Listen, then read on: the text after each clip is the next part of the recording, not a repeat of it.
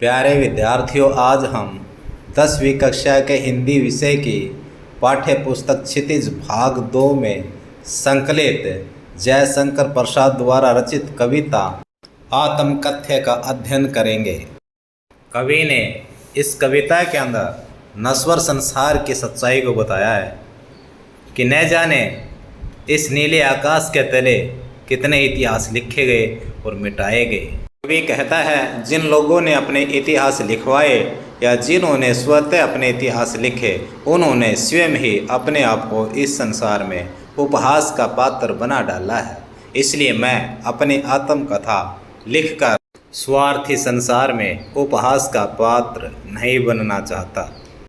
कविता का पहला पद्यांश। मधुप गुनगुनाकर कह जाता, कौन कहानी है अपनी, मुरझाकर गिर रही हैं पतियाँ देखो कितनी आज घनी। इस गंभीर अनंत नीलिमा में असंख्य जीवन इतिहास, यह लोग करते ही रहते हैं अपना व्यंग मलिन उपहास। तब भी कहते हो कह डालूं दुर्बलता अपनी बीती, तुम सुनकर सुख पाओगे देखो यह गागर रीति। प्रस्तुत अवतरण हमारे हिंदी की पाठ्य पुस्तक क्षितिज भाग 2 में जयशंकर प्रसाद द्वारा रचित कविता आत्मकथ्य से लिया गया है। कवि ने इस पद्यांश में बताया है कि उनके जीवन में ऐसा कुछ नहीं है जिसे लिखा जा सके और पाठक को आनंद मिल सके। मधुप गुनगुनाकर कह जाता, कौन कहानी ये अपनी। मधुप मीन भौरा।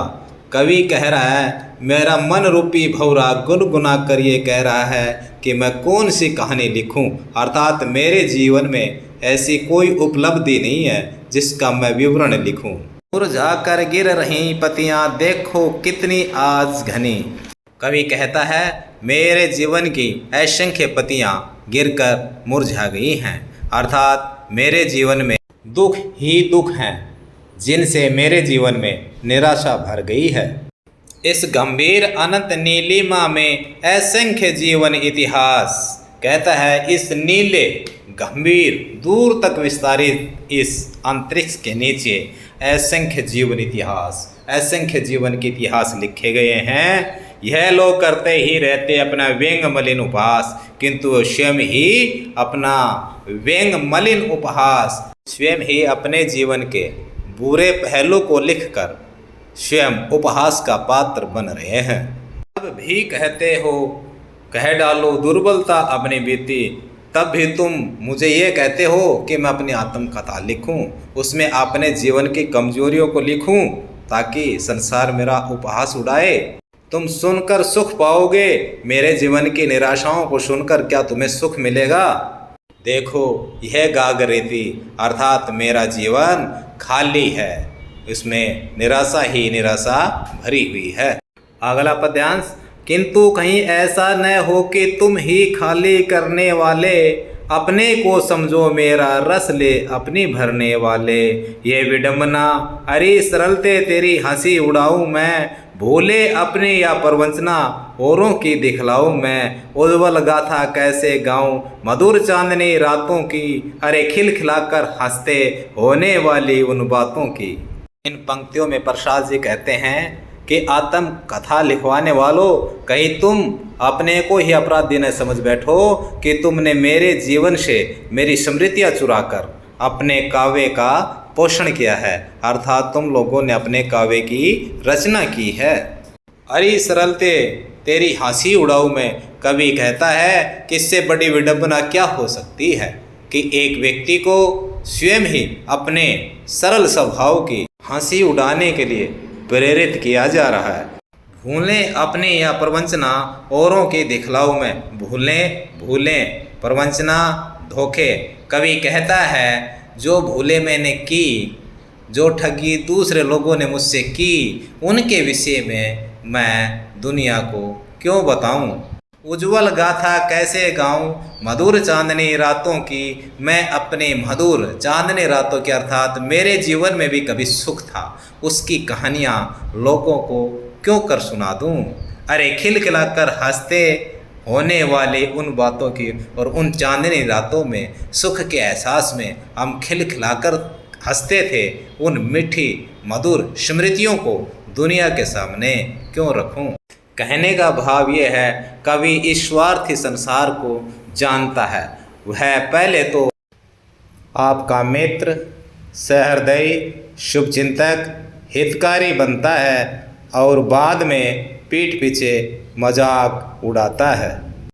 मिला कहाँ वह सुख जिसका मैं स्वप्न देखकर जाग गया, आलिंगन में आते आते मुस्का कर जो भाग गया, जिसके अरुण कपोलों की मतवाली सुंदर छाया में अनुरागिनी उषा लेती थी निज सुहाग मधु माया में, उसकी स्मृति पाथे बनी है थके पथिक की पंथा की, सीवन को उधेड़ कर देखोगे क्यों मेरी कंथा की। छोटे से जीवन की कैसे बड़ी कथाएं आज कहूँ, क्या यह अच्छा नहीं कि औरों की सुनता मैं मौन रहूँ, सुनकर क्या तुम भला करोगे मेरी भोली आत्मकथा, अभी समय भी नहीं है थकी सोई है मेरी मौन व्यथा। मिला कहाँ वह सुख जिसका स्वप्न देख कर जा गया। कवि कहता है कि मुझे स्वप्न में भी सुख नसीब नहीं हुआ, आलिंगन में आते आते मुस्का कर जो भाग गया। कहता है स्वप्न में कोई सुख यदि मैंने देखा तो आलिंगन में आने से पहले, मेरे बाहों में आने से पहले ही हंसकर दूर से चला गया। कहने का भाव ये है कि मेरे जीवन में कभी मुझे सुख प्राप्त नहीं हुआ। जिसके अरुण कपोलों की मतवाली सुंदर छाया में, कवि का कथन है स्वप्न में जो उसके सुख का आधार बना वह बहुत ही सुंदर और मनमोहक था। ऐसा लग रहा था उसके लाल गुलाबी गालों की मस्ती भरी छाया में अनुरागिनी उषा अर्थात प्रेम भरी भोर, निज सुहाग निज मिन अपना सुहाग मिन सौभाग्य, मधु माया होता है मोहकता, अनुरागिनी उषा प्रेम भरी भोर अपने सुहाग की मधुर मोहकता लेकर प्रकट हो गई।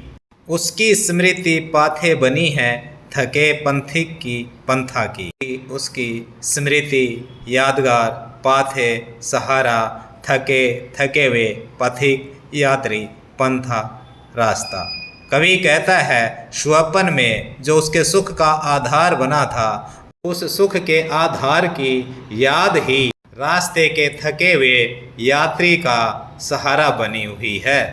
कवि नहीं चाहता कि उसके जीवन की मधुर स्मृतियों के बारे में कोई अन्य जाने। सीवन को उधेड़ कर देखोगे क्यों मेरी कंथा की, जीवन सिया हुआ कंथा गुदड़ी। कवि कहता है मेरे मन रूपी गुदड़ी को उधेड़ कर क्यों मेरी स्मृतियाँ देखना चाहते हो, मेरे मन के रहस्यों को क्यों जानना चाहते हो। अब यह है कवि अपने हृदय की बातें अपने हृदय में रखना चाहता है। छोटे से जीवन की कैसे बड़ी कथाएं आज कहूँ। कवि के मित्र कवि को आत्मकथा लिखने के लिए कहते हैं, तब कवि कह रहा है छोटे से जीवन की कैसे बड़ी कथाएं आज कहूँ, मेरा जीवन छोटा है, इसमें कोई बड़ी कथा नहीं है जिसे मैं आपको सुना दूं। क्या ये अच्छा नहीं कि औरों की सुनता मैं मौन रहूं। कहता है मैं यही अच्छा मानता हूं कि मैं औरों की कहानियां सुनूं और मैं चुपचाप रहूं। सुनकर क्या तुम भला करोगे मेरी भोली आत्मकथा का। कहता है कि मैं अपनी आत्मकथा लिख भी दूं तो भी क्या तुम मेरी भोली आत्मकथा का भला करोगे, क्या उसका सम्मान रखोगे, अर्थात क्या मेरी आत्मकथा के साथ आप न्याय कर पाएंगे। अभी समय भी नहीं, थकी सोई है मेरी मौन व्यथा। कवि कहता है अभी सुअवसर नहीं है, मेरी मूक पीड़ा मेरे अंतर मन के अंदर सोई हुई है, मैं उसे जगाना नहीं चाहता हूँ। अब हम कविता के अभ्यास के प्रश्नों की व्याख्या करेंगे। प्रश्नों की व्याख्या से पहले आप चैनल को सब्सक्राइब कर लें ताकि आपके अध्ययन की सामग्री सबसे पहले आपके पास पहुंचे।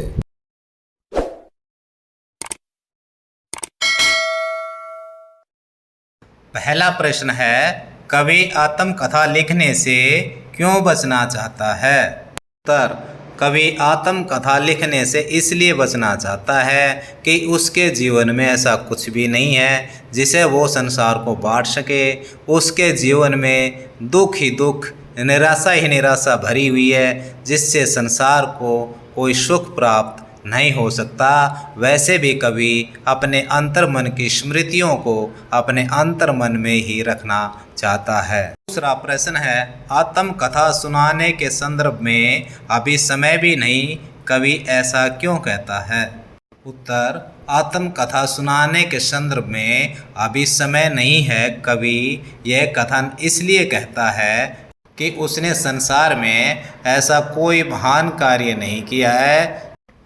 दूसरा यह कारण हो सकता है कि कवि का मन अब शांत है, बीते हुए जीवन की सुखद और दुखद स्मृतियों को याद करके पुनः अशांत और दुखी नहीं होना चाहता है। तीसरा प्रश्न है, स्मृति को पाथ्य बनाने से कवि का क्या आशय है?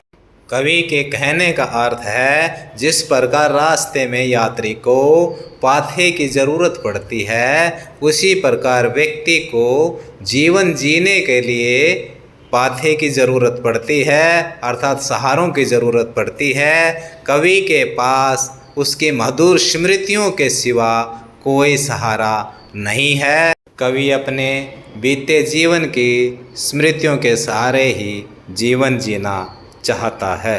नंबर 4, भाव स्पष्ट कीजिए।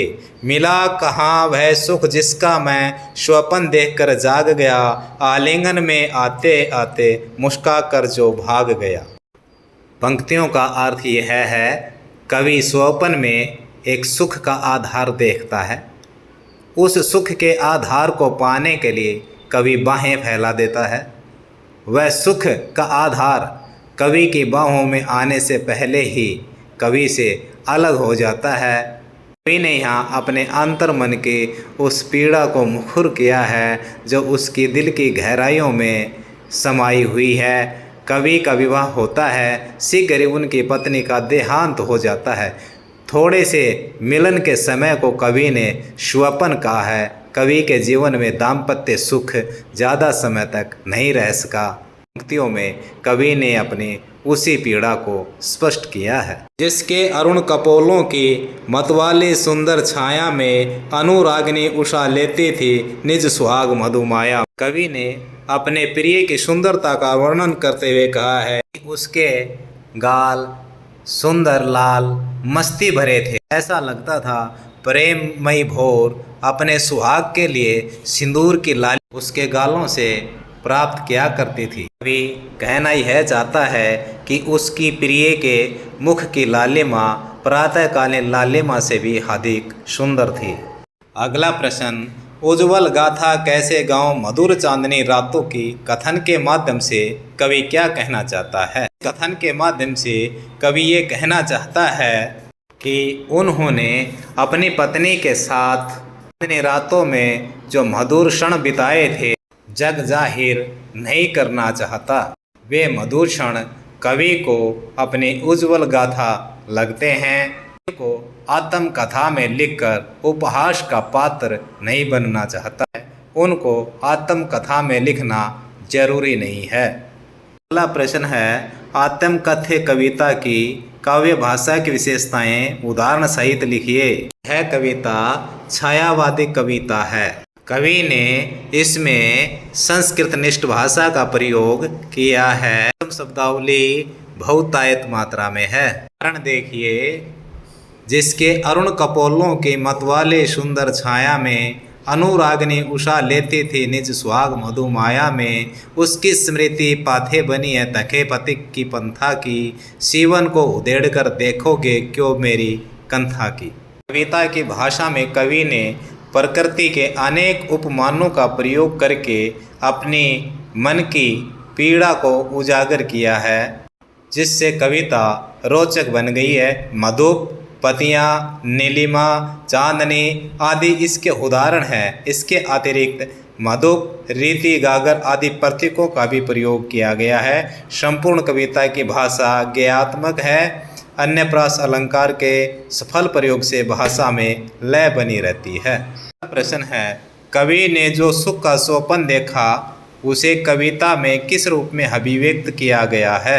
उत्तर, कवि ने जो स्वप्न देखा वह स्वप्न पूरा न हो सका, किंतु उस स्वप्न की मधुर यादें कवि के मन में समाई हुई हैं। के हृदय में अपने प्रिया की यादें बसी हुई हैं। सुख के वे दिन भुलाए नहीं जाते हैं। प्यार भरी चांदनी रातों की याद अब भी कवि को आती है। ये मधुर स्मृतियाँ कवि के जीवन का सहारा हैं। कवि ने स्वप्न में जो सुख देखा वो सुख भावों में आने से पहले ही मुस्कुराकर चला जाता है। इस तरह कवि ने कविता में स्वप्न के सुख को मधुर स्मृतियों के रूप में प्रस्तुत किया है। आपकी कक्षा कैसी रही? अनुभव कमेंट बॉक्स में ज़रूर लिखना। जिन्होंने चैनल को सब्सक्राइब नहीं किया है वो चैनल को सब्सक्राइब कर लें, ताकि आपके अध्ययन की सामग्री आपके पास सबसे पहले पहुंच जाए। धन्यवाद।